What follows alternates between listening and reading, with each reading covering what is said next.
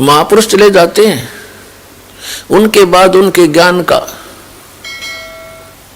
जो प्रतीक है, उन्हीं का जो साक्षी है, उनका अनुभव होता है। तो महर्षि दयानंद का जो अनुभव है वो उनके सत्यार्थ प्रकाश नामक पुस्तक में लिपिबद्ध है,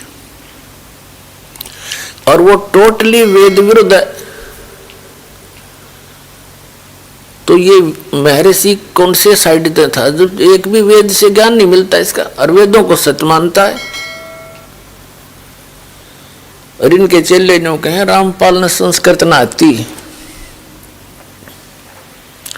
और महर्षि दयानंद ने तो गुरुओं के चरणों में बैठ कर वैदिक ज्ञान प्राप्त किया था। अब जिन गुरुओं से उसने जैसा ज्ञान प्राप्त किया था वैदिक, अब इसके सत्यार्थ प्रकाश से और वेदों से तोल कर यह दास दिखाओगा। पुण्यात्माओं, जो व्यक्ति वेदों से परिचित नहीं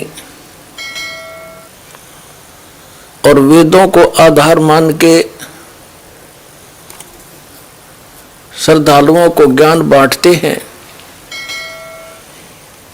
तो उन्होंने भगत समाज के सामने सत्य पेश नहीं किया, असत्य का डंडोरा पीट दिया, असत्य की बुनियादी कर डाली। आर्य समाज के व्यक्ति सभी ये मानते हैं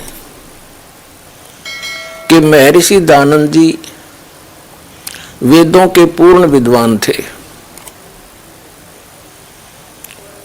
और वो ये भी मानते हैं कि महर्षि दयानंद जी ने वेदों के आधार से सत्यार्थ प्रकाश नामक पुस्तक की रचना की है। और ये भी कहते हैं आर्य समाज और महर्षि दयानंद तथा वेद परमात्मा को निराकार मानते हैं।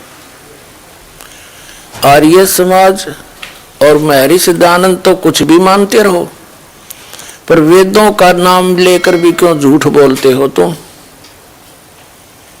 वेदों को क्यों बदनाम करते हो?